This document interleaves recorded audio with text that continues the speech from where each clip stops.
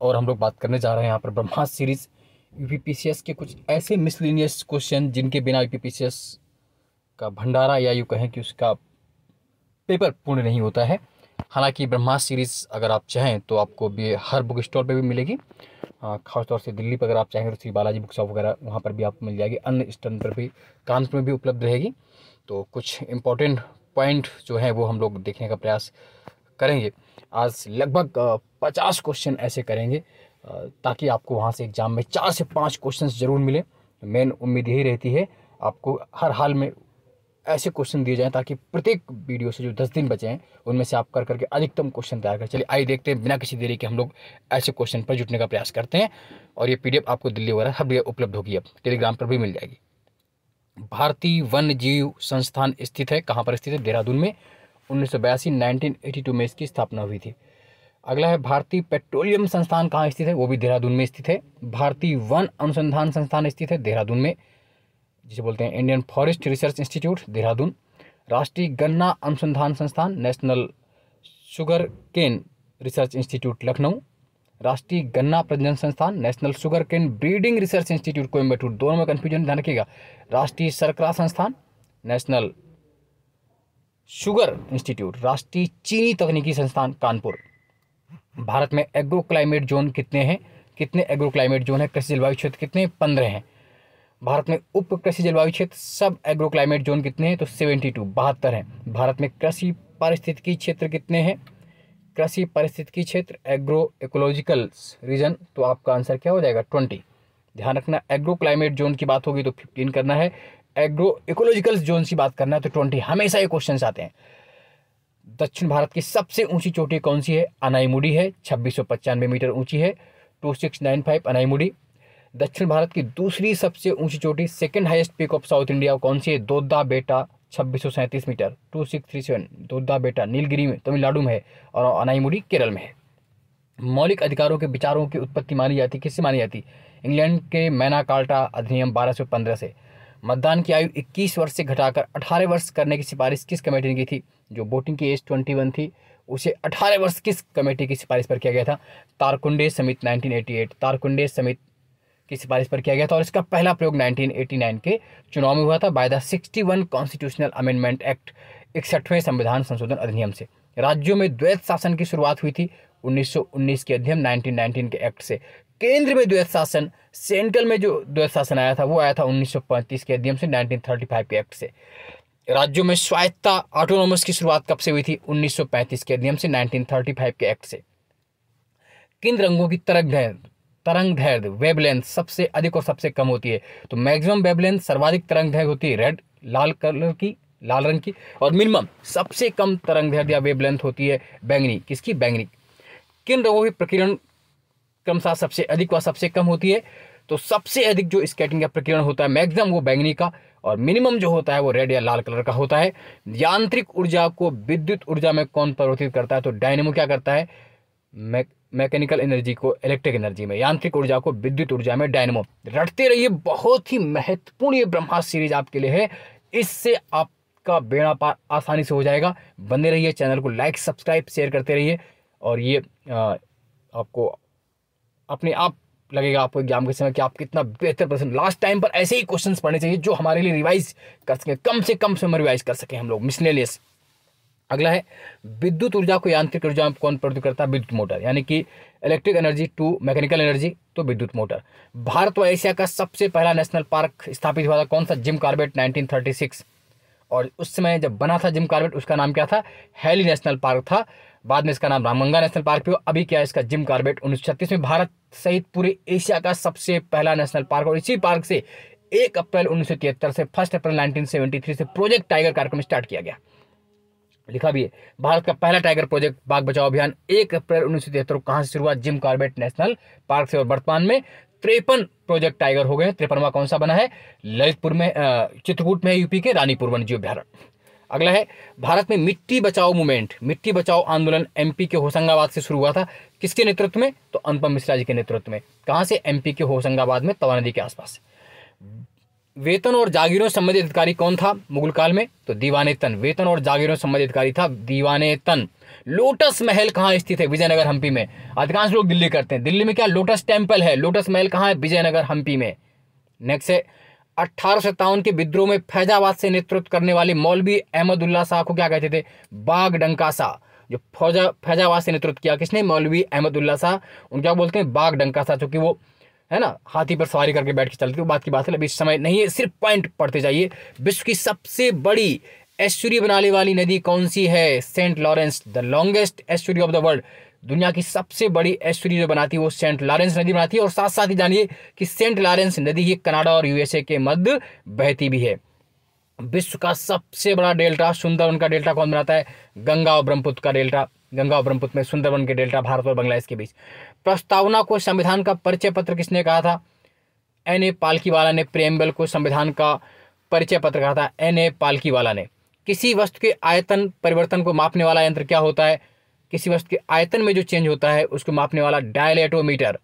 दीपवंश व महावंश जो कि किस धर्म से संबंधित पुस्तकें श्रीलंका में लिखी गई हैं? बौद्ध धर्म से संबंधित पुस्तकें।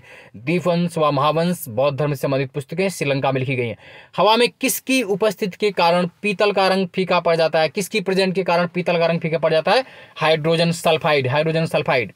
ग्रीन मफलर का संबंध हरे पौधों से है। आप सब जानते हैं ग्रीन मफलर का संबंध किससे? ग्रीन प्लांट्स हरे पौधों से है, जो कार्य करते हैं किसके रूप में कार्य करते हैं? ध्वनि प्रदूषण नियंत्रक के रूप में कार्य करते हैं। ध्वनि प्रदूषण नियंत्रक के रूप में कार्य करते हैं। हंगुल कश्मीरी मृग परियोजना 1970 में जम्मू कश्मीर में शुरू हुई थी। किस नेशनल पार्क से? दाचीग्राम नेशनल पार्क से प्रोजेक्ट हंगुल कश्मीरी मृग है ना कश्मीरी डियर भी इसे बोलते हैं, तो जम्मू कश्मीर शुरू हुई थी। ये भी आता है कि दाचीग्राम नेशनल पार्क कहाँ? तो भी जम्मू कश्मीर में।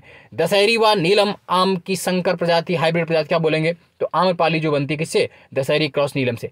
भारत में परमाणु ऊर्जा कार्यक्रम का जनक किसे माना जाता है? डॉक्टर होमी जहांगीर भाभा को। डॉक्टर होमी जहांगीर भाभा को। परमाणु ऊर्जा आयोग की स्थापना हुई थी 1948 में। 1948 में परमाणु ऊर्जा विभाग डिपार्टमेंट कब बना था? 1954 में।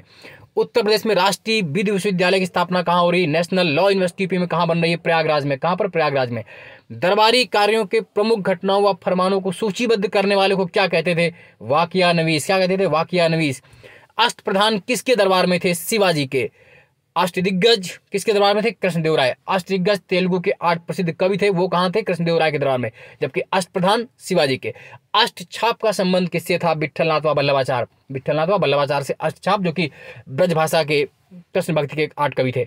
राष्ट्रीय कृषि अनुसंधान प्रबंधन अकादमी कहाँ पर है? नेशनल एग्रीकल्चर है ना रिसर्च मैनेजमेंट अकादमी कहाँ पर है? हैदराबाद में। हैदराबाद में। जुको घाटी कहाँ पर स्थित? नागालैंड व मणिपुर के बीच में। जुको वैली नागालैंड व मणिपुर के बीच में। मुगल नाम किससे बना है? मंगोलों से। किससे बना है? मंगोलों से। चार चमन या चार बाग पुस्तक के लेखक कौन थे? चंद्रभान ब्राह्मण शाहजहां के दरबारी थे। चार चमन चार बाग पुस्तक शाहजहां के समय लिखी गई। किसने लिखी? चंद्रभान ब्राह्मण ने। बालू व पडारी नामक हड़प्पन साइट्स किस राज्य में है? तो बालू आपका जो हड़प्पा साइट्स है वो हरियाणा में है, जबकि पाडरी जो है गुजरात में है। बैगुओ साइक्लोन कहाँ पर आया? चक्रवात फिलीपींस में। विली साइक्लोन चक्रवात कहाँ आता है? ऑस्ट्रेलिया में। टाइफून कहाँ आता है? China Japan Philippines. Typhoon China Japan Philippines में।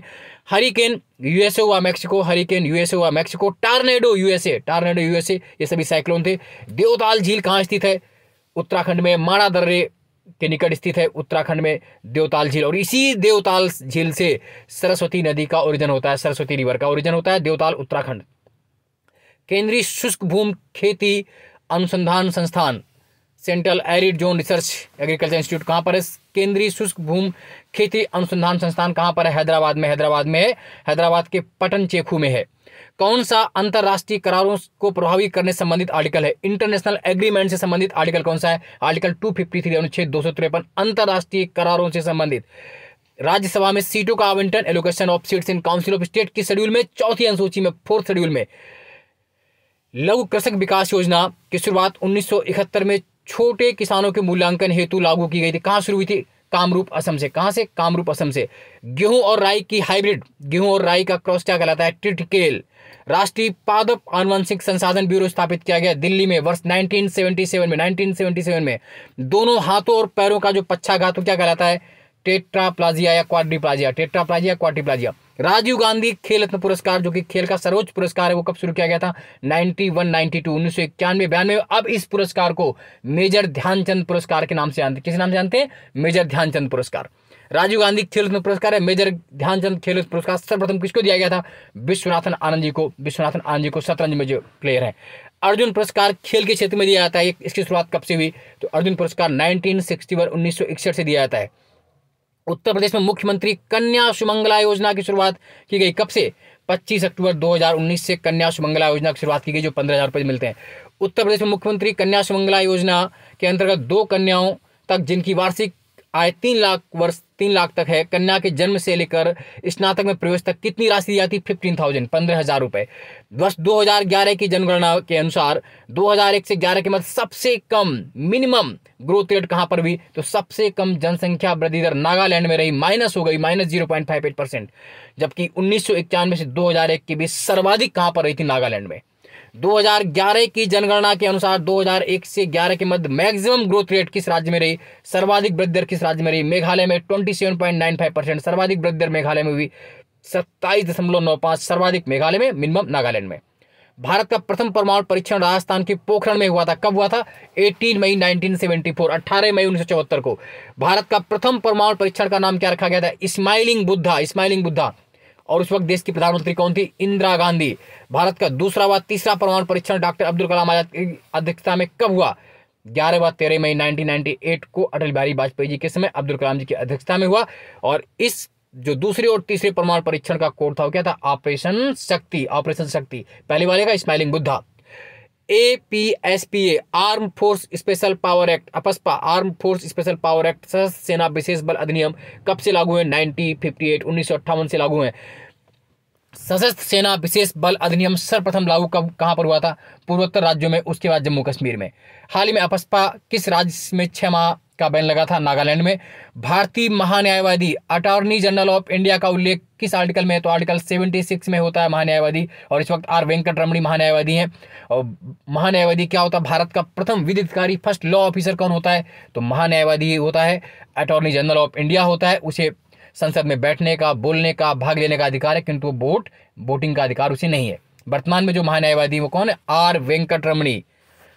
राष्ट्रीय महिला आयोग की स्थापना, राष्ट्रीय महिला आयोग अधिनियम 1990 के अंतर्गत किस वर्ष की गई? 1992 में की गई थी। यानी कि राष्ट्रीय महिला आयोग अधिनियम तो 1990 में आया, बट स्थापना कमीशन कब की गई? 1992 में। राष्ट्रीय महिला आयोग की प्रथम अध्यक्ष कौन थी? फर्स्ट चेयरमैन कौन थी? जयंती पटनायक जी। वर्तमान में कौन चेयरमैन है? रेखा शर्मा। जो महान्यायवादी इस वक्त है वो आर वेंकट रमणी है। जब मैंने टाइप करवाया था तब के वेणुगोपाल थे, तो आज की डेट में कौन मानेंगे आप? Are Venkat Ramani.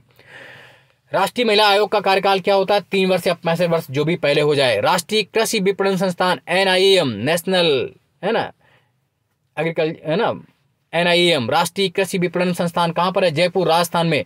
USA व मैक्सिको की प्राकृतिक सीमा बनाने वाली रिवर कौन सी? रियो ग्रांडे नदी। नेक्स्ट है, जब कोई रोग विश्व के बृहद क्षेत्र में फैल जाता है तो उसे क्या कहते हैं? पैंडेमिक। पूरे उसमें पैंडेमिक। जब कोई रोग किसी सर्टेन क्षेत्र में फैलता है, किसी निश्चित क्षेत्र की बड़ी जनसंख्या फैलता है, उसे बोलते हैं एपिडेमिक। पूरे विश्व में तो पैंडेमिक। दांत देखने में चिकित्सकों द्वारा प्रयोग में लिया जाने लेंस कौन सा होता है? जो दांत आप जाते हैं ना डेंटिस्ट स्पेशलिस्ट के पास, दंत चिकित्सक के पास, वो कौन सा लेंस होता है? अवतल लेंस होता है। कौन सा? अवतल लेंस। निकट दृष्टि दोष में कौन सा प्रयोग करते हैं? अवतल लेंस। निकट दृष्टि जानते हैं कि निकट की वस्तुएं साफ दिखती पर दूर की नहीं दिखती, इसलिए निकट दृष्टि दोष में अवतल लेंस का प्रयोग करते हैं। वह शासक जिसने श्रीलंका को पूर्ण स्वतंत्रता प्रदान की तथा सिंघल के राजकुमार पेरुमाल के साथ अपनी पुत्री का विवाह किया, कौन था? कुलोंगतंग फर्स्ट। कौन था? कुलोंगतंग फर्स्ट। बंबई प्रेसिडेंसी की स्थापना फिरोज शाह मेहता, तैयब जी, KT तेलंग द्वारा की गई वर्ष 1885 में। कांग्रेस का प्रथम मुस्लिम अध्यक्ष कौन था? फर्स्ट चेयरमैन कौन था? बदरुद्दीन तैयब जी। कब थे? 1887 में, है ना। 85 में स्थापना हुई, तब कौन बनते हैं? 85 में आपके बनते हैं, आप जानते हैं, WC बनर्जी। 86 में दादा भाई नौरोजी। 87 में बदरुद्दीन तैयब जी। बड़खल झील कहाँ है? हरियाणा में, फरीदाबाद। बड़खल, फरीदाबाद, हरियाणा। चरकुला नृत्य यूपी में, ब्रज क्षेत्र बेसिकली मथुरा। 108 घड़े रखकर डांस किया था। गुरु पूर्णिमा पर्व मनाया जाता है वेद व्यास के जन्मदिन के अवसर पर। वेद व्यास। गुरु पूर्णिमा पर्व को अपने आध्यात्मिक गुरु को सम्मान देने के लिए पुनर्जीवित किसने किया था? गांधी जी ने। गांधी जी के आध्यात्मिक गुरु, बहुत बेहतरीन क्वेश्चन, आध्यात्मिक गुरु कौन थे? श्रीमद रामचंद्र जी, श्रीमद रामचंद्र जी। जबकि पॉलिटिकल टीचर, राजनीतिक गुरु कौन थे? गोपाल कृष्ण गोखले।